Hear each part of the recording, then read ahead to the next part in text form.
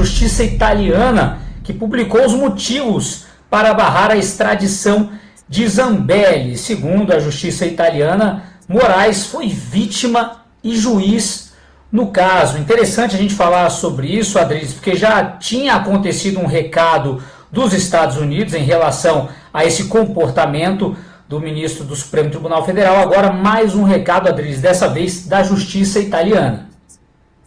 É um recado que já vem tarde, né? A justiça tarda, mas não falha, mas tardou bastante. A Zambelli deveria, primeiro, falando especificamente sobre ela, pedir uma imensa indenização, não só da justiça brasileira, porque essa teria que pagar mundos e fundos para todo mundo que prejudicou, arruinou, perseguiu, censurou, prendeu de maneira indevida, com tipificações criminais que não existem, com inquéritos ilegais, com processos ilegais e imorais.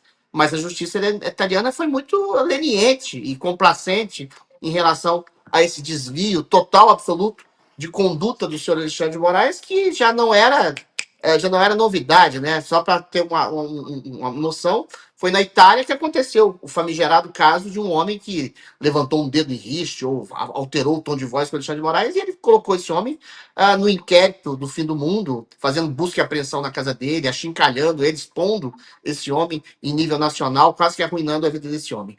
O importante dessa pauta é o seguinte: a Zambelli, percebida como uma injustiçada, uma perseguida, uma massacrada, que foi torturada, porque eu acho que você passar um ano em uma cadeia em condições completamente insalubres como ela, é um exemplo vivo de uma parlamentar que foi perseguida, que foi indevidamente processada, cujo homem, como todos os brasileiros já sabem, se coloca no lugar de vítima, de acusador, de juiz e de carrasco.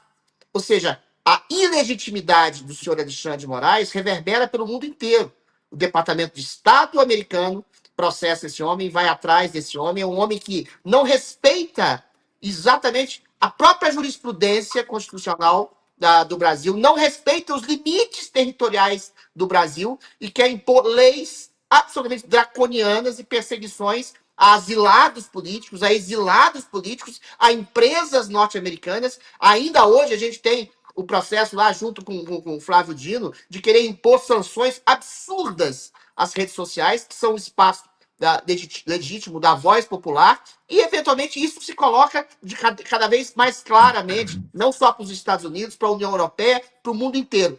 E é uma vergonha absoluta para o Brasil manter esse homem, Alexandre de Moraes, ainda na Suprema Corte, um homem que recebe dinheiro através de uma mulher, de um banqueiro corrupto, para julgar esse mesmo banqueiro corrupto, um homem que deixou morrer a amiga, o Clériston, né? Pedindo a soltura do Clériston, até pelo procurador-geral da República, Paulo Gonet, um homem que deixou esse homem morrer, um homem que prende mulheres com bíblias, batons e andadores, uma coisa assim. É inverossímil e fica cada vez mais claro e patente, não só para o brasileiro, mas para o mundo, que a gente está sob a égide de uma ditadura do judiciário, e a égide dessa ditadura do judiciário tem por nome, sobretudo, o senhor Alexandre de Moraes, que é um criminoso notório aos olhos do mundo. Faltam as instituições brasileiras darem o devido caminho ao senhor Alexandre de Moraes, que seria o impeachment ou mesmo a prisão. Muito bem, Adriles. Nelson, a gente entende em situações como essa que tem acontecido a mesma coisa. Por exemplo, Alexandre de Moraes recebe críticas nesse sentido da justiça italiana e alguém sai em defesa. Dessa vez foi o presidente do STF, o Edson Fachin, que disse, inclusive, que o julgamento teve a ampla defesa necessária, seguiu o ritmo que deveria seguir. Não é um momento de um redesenho, de um olhar diferente para isso tudo, porque o caminho que está seguindo, Nelson, na verdade é o que já tem ocorrido nos últimos anos, né? A parcialidade das decisões. Exatamente, concordo 100% com a Adriles, né? É impossível nós falarmos em justiça quando a mesma autoridade, Alexandre de Moraes, né, e os seus comparsas atuam simultaneamente como vítima, como investigador, como juiz. Isso nunca foi rigor institucional, é claro, isso é muito óbvio, é muito fácil fazer essa leitura, né? É uma concentração de poder, né? Uma concentração de poder sem freio.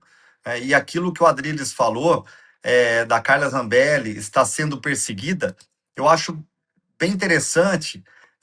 Nós entendemos que essa perseguição compete também a muitos da população que, por questões ideológicas, políticas, tentam fingir que não estão vendo, né? Mas deveriam parar de se omitir e começar a se preocupar, porque independente de você gostar ou não das posições da Carla Zambelli, da deputada Carla Zambelli, a democracia, né, em si só, ela exige. Aquele governo que tanto fala em democracia, né, eles precisam entender, essas pessoas, que exige que qualquer cidadão ele tenha o direito da ampla defesa, do processo legal, né, de um julgamento justo. E não é isso que está acontecendo com a Carla Zambelli. Então, esse sofrimento ele reflete em toda a sociedade, né? A sociedade está desacreditada. E por conta de condutas assim e de pessoas egoístas, né, que não conseguem enxergar. Não é porque eu sou da direita que um erro da direita eu não vou reconhecer. E esse erro está vindo do nosso judiciário, né, dos nossos ministros. Então, isso realmente nos revolta. Entendo também como uma perseguição política, né, nessas decisões das instituições. A confiança no nosso sistema já está fragilizada faz tempo, né, já foi colocada em risco. Então, eu acho que a justiça ela precisa, né, de uma mudança, precisa agora começar a ser firme, mas também precisa ser imparcial e transmitir um pouco mais de segurança jurídica para toda a população. Muito bem, Nelson. O que chama a atenção, Adriles, são as sequências de casos envolvendo políticos da direita, né? A gente, obviamente, não quer que penda nem para um lado nem para o outro, para que a justiça seja a justiça, como se espera de qualquer nação. Mas a sequência de casos, com a atuação que acaba sendo de destaque desses ministros contra políticos de direita, chama muito a atenção também, né, Adriles? Não só chama muita atenção, como é o modus operandi deles. Não, a gente estava vendo hoje o Janones dando aula de como mentir. De como mentir para o seu secto. Assim, não, porque eu falei da questão do Collor, que tinha sido perseguido judicialmente, e depois o Collor poderia ser o ministro, isso não era verossímil, mas eventualmente a gente pode usar qualquer armas para espantar a direita do poder ou coisa do tipo assim.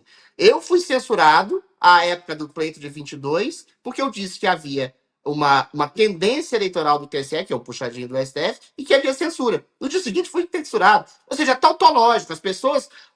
não existe mais um tipo de coisa que chama-se de polarização no país. Existe perseguição. E essa perseguição se dá quase que exclusivamente pelo Supremo Tribunal Federal. São apenas pessoas de direita que são perseguidas, são apenas pessoas de direitas que são censuradas, são processadas, são colocadas em inquéritos do fim do mundo, são exiladas, asiladas e, em última instância, até presas.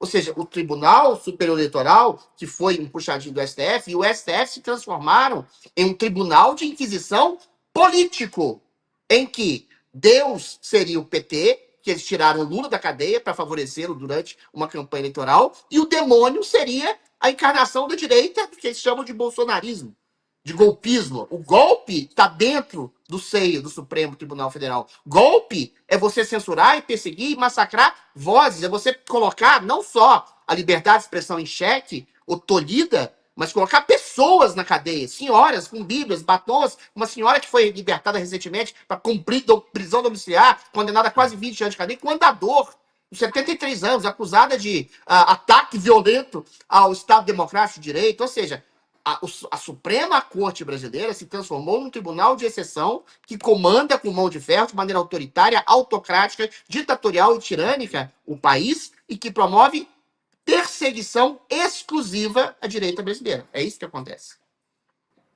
Pois é, Nelson, interessante também, né, que nesses casos que acontecem, esses avisos e recados que o exterior dá para o Brasil também, a imagem do Brasil fica arranhada com tudo isso, né? Estamos citando o caso da Zambelli na Itália, mas poderíamos citar outros ali também em países da Europa, também nos Estados Unidos, casos envolvendo políticos, jornalistas brasileiros, enfim, a imagem completamente arranhada de um país que mostra como está a justiça ou a injustiça por aqui, né, Nelson? Exatamente, é o que eu falo sempre, né? Eu não defendo privilégios para ninguém, mas também eu não posso aceitar, né, dois pesos, duas medidas, né? A lei ela é muito clara em alguns momentos, obviamente, mas deve valer para todos, né? Sem distinção nenhuma. E essas questões ideológicas, essas posições políticas, também no mesmo sentido. Então, assim, o que muitos brasileiros questionam hoje, né, não é apenas o caso da deputada, no caso da Zambelli, ou de outros políticos aí que também estão passando por isso, ou até mesmo militantes, né, seja da esquerda, seja da direita, a gente sabe que pende mais para a direita as perseguições, mas a sensação de que alguns estão sendo tratados com rigor extremo, que somos nós da direita, que isso é claro, é óbvio, e outros recebem um tratamento totalmente diferenciado, né? Então, essa credibilidade das instituições, em especial do STF, está dependendo muito de equilíbrio, de coerência, de imparcialidade. Então, assim, quando nós observamos, né, um ministro do STF, né, da Suprema Corte, acusando, também conduzindo a investigação e depois julgando, né? O princípio básico da imparcialidade ele deixa de existir. E o processo vira todo esse problema que acaba ficando num circuito fechado, onde não há distanciamento crítico, né, nem garantia real de defesa. E é o que nós estamos vivendo hoje, né? A Carla Zambelli, eu acho que é um exemplo muito claro, o que o Clezão passou, né, o falecimento dele, e outros presos políticos que também não tiveram direito de ampla defesa, foram condenados, enjaulados, né, sofreram todas as insalubridades ali dentro, os problemas psicológicos, que queira ou não acaba sofrendo. Eu, quando tive na campanha eleitoral aí municipal, a última agora, as minhas redes sociais é, proibidas de impulsionamento, eu não estava podendo potencializar, fazer tráfego pago, né? Durante as eleições. A Meta bloqueou. E eu sentia aquela abstinência, né? Aquela necessidade, porque eu preciso de voto. A eleição tem começo, meio e fim. Então você imagina só, né? O prejuízo emocional mesmo. Não é só financeiro, mas é emocional. Porque você tem que contratar advogado, né? O seu psicológico fica afetado. Acabei ganhando a ação, né? Danos morais, né? Pelo prejuízo que eu tive. Eu disputei uma eleição de forma desigual, mas eu fico imaginando aí um caso extremo como de uma prisão da Débora do Batom, por exemplo, de um Clezão, de uma senhora com a Bíblia na mão, né? Imagina só, né? É uma cicatriz que nunca vai cicatrizar, né? É uma ferida que nunca vai cicatrizar. É algo realmente que faz refletirmos bastante sobre todas essas situações, e a Carla Zambelli agora também com essas decisões.